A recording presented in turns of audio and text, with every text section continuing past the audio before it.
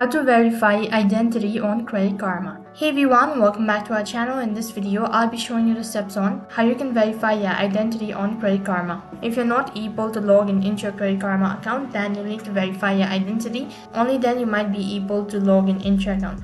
So before we get started, make sure that the device is connected to an internet service, and also make sure to stick with us till the end of this video. Now let's get started. So open up any web browser of your choice. After you open up your web browser, on the search box you'll need to type in or paste in the link, that is www.creditkarma.com.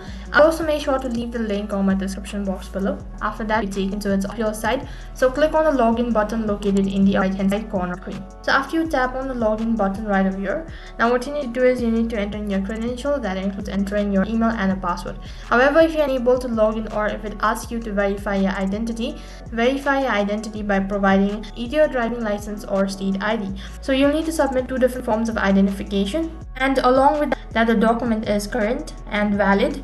And in order to submit it, you'll need to take a clear picture of it. Once you've submitted the picture of your state ID or your driver's license, then you might be able to see a statement such as verification in process.